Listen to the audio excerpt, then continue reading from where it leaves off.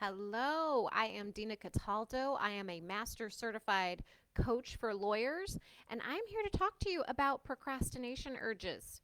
Ever feel like you were totally powerless to stop procrastinating? You find yourself thinking about that big project you see on your desk, but then you find yourself cleaning your desk, or if you're working from home, maybe you go to the fridge or you start a load of laundry, but in the back of your mind, you're thinking, oh my gosh, I've got to do this project. It's like so much work. I've really got to, I really should be working right now.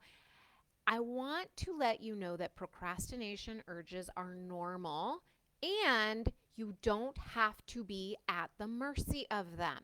Because what we're going to talk about today is how you can begin managing your mind so that you can stop procrastinating. This is something that sounded impossible to me 6 years ago. It sounded nuts. I was like, I really was at the mercy of how I felt.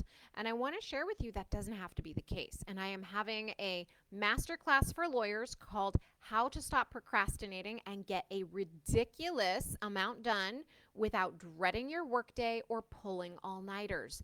There are going to be 3 secrets I'm going to share with you to consistently getting things done without using deadlines or pressure.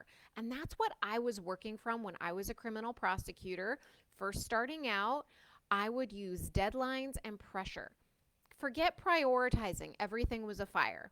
And that's how my brain worked anyway. And I thought that I had zero control over what I was doing.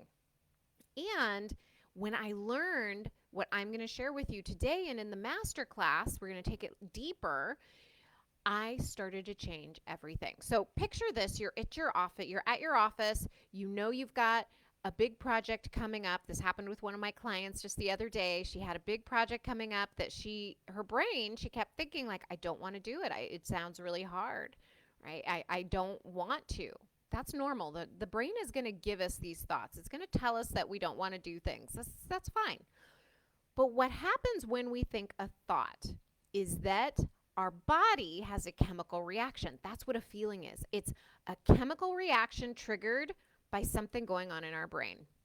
So whenever you feel dread or doubt or worry or annoyance or anger or frustration or joy or happiness or ease or peace, that's all created by a thought that's happening in your brain. It's a thought that is how you are interpreting the outside world.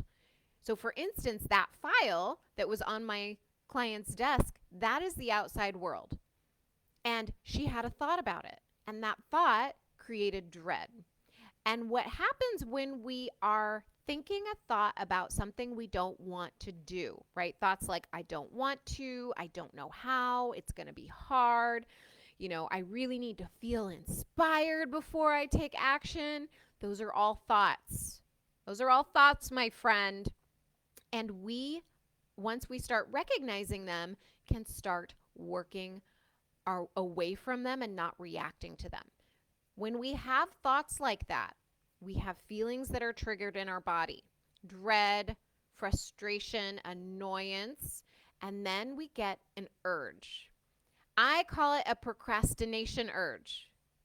It's an urge to do anything but the project that you know you want to do, that you know you quote unquote should be doing. And then what happens when we don't recognize that we're having a thought or a feeling or that procrastination urge? What happens is we lose track of time. And we start using deadlines to pressure us. And we think that that's the only way that we can get things done is if we pressure ourselves to get it done using an external force like a deadline. That's why you might notice yourself waiting until the very last minute to do projects. It's just because you haven't trained yourself. And this isn't your fault. No one teaches us how to do this. I didn't learn this until the last several years. And I didn't really start internalizing it until I want to say the last year. And I feel like I'm constantly re-internalizing it because we're trained by society to just believe what's in front of us and how we feel is reality. And it seems that way, right? Like how can we fault ourselves for believing what we're thinking and what we're feeling when it's so close to us? So here's what I want to offer to you is that in the procrastination masterclass, I'm going to start showing you how to see outside of the thoughts you already have so that you can feel new feelings. Feeling new feelings is important because then you can not have so many procrastination urges, right? You're going to learn what it's like so that you're not procrastinating. But I want to stay with you here because when you have a procrastination urge, it doesn't mean anything's wrong with you or that you're a bad lawyer or that, you can't get things done, you're not capable, you have to use deadlines. It doesn't mean any of that. What it means is your brain has established a habit of thinking.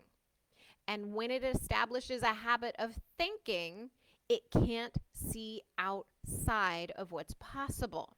So that's what I'm going to be talking about in the masterclass, is starting to show you what's possible outside of what your habit of thinking is so you can retrain your brain to get a different result. So if you want to stop procrastinating, make sure you sign up at the link in the comments. Now, I want you to imagine a fly in a windowsill, like punching against a glass. Have you ever seen that? Like they're inside your house, they're trying to get out, they keep banging their head against that window over and over again. And nothing's changing, but they keep banging their head against that window.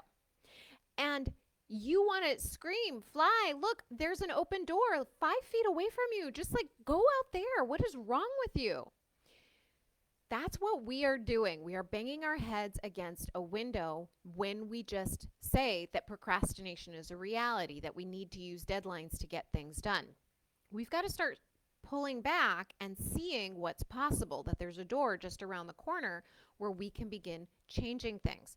And one of the things that I'll be talking about more in depth in this masterclass is how we are under feeling, and so we cannot get perspective.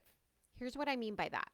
When we think that we think a thought like, I don't want to, I don't know how, I don't even know where to begin, we feel a feeling. It might be dread, confusion, overwhelm. What we do instead of just feeling that feeling is we try to push it away. And that's when the procrastination urges come in and we find ourselves losing track of time, checking social media, going to the refrigerator, doing any work but the work that we have assigned ourselves that day. And instead, we just respond. We ignore the feeling. Under feeling is ignoring our feelings and not connecting with ourselves. This is a term coined by Brooke Castillo, I believe. That was the first time I had heard it, and I think it's a perfect way to describe what's happening, because we're not trained as high achieving, overachieving lawyers how to feel our feelings. We are trained to get to work and just do it. Just do the thing. Don't complain. Don't cry about it. Just do it. And that's how we talk to ourselves. But what happens is that the dread and the overwhelm don't go away. We're temporarily squashing them by doing other things, but it's still running in our brain, right? We're still having those thoughts. We're still feeling guilty that we're not doing the work that we think we should be doing. And it is draining us just like a battery would be drained. So think about your phone, right? So you have your phone and you've got all these different apps on it, and they're all taking a little bit of energy from this phone. And if you have them open all day long, your battery is going to drain really quickly. Same thing goes with your brain. So having a task that you've put on your calendar, you've told yourself that you're going to do, and you're not doing it, you're doing all of these things that are not required of your day, what's happening is you have multiple windows open in your browser. You have multiple apps going in your brain, and you're feeling this brain drain all day long. By the time you get home, you are exhausted. And that is because you haven't learned the skill of feeling a feeling. It's not your fault. Nobody taught us this stuff. I think we should be taught all of this stuff in high school, but nobody taught it to us. And so now we're in a position where we can learn this and take it to heart. When you start sitting with a feeling and recognizing that that feeling has nothing to do with you, that it's optional, you can change things. Here's an example. It just happened to me this morning. So this morning, I was getting ready to get up. I was laying in bed and I was thinking to myself, oh, I had to record my podcast today. And I didn't plan on doing that today because I didn't do it yesterday. And I had written it last night, but it wasn't syncing for me. I needed to give my brain, this is my thought, I needed to give my brain more time to think about it. And so I said, okay, well, all right. And I felt dread in my body. Okay, I am very familiar with the first inklings of dread in my body now because I've been doing this work for so long. It takes practice. That's what I want to just offer to you. So it's not like your thought just disappears, your feeling just disappears, and you just do everything that you say you're going to do on your calendar. No, you actually just practice this. And so this morning I felt the first inklings of dread and I thought, oh, I'm feeling dread. Ooh, that's not going to be helpful for me today. Okay, because I know dread is not actually going to help me get things done. So what I thought to myself was, because I know that my feelings don't mean anything about what's possible to me, I just think, okay, let's just feel this for a second. All right, so I felt it, and I realized that I was just having a thought that I couldn't get it all done today, and that's all that was happening. It didn't mean it was true. And I could choose in that moment to say, no, you know what, girl? We're going to get up and we're going to get started. And my podcast is done this morning. Boom, boom, boom. Way ahead of schedule. We are moving forward with the day. But that's because I could notice that feeling, sit there, feel it, recognize that it didn't mean anything about what was possible for me in my day or the rest of the week. And that's where the procrastination urges come in, right? Like if we're not recognizing this feeling that we're having and feeling it, we're just going to respond. We're going to respond to our procrastination urges and we're just going to do all the things, scroll social media, whatever, instead of just doing the dang thing.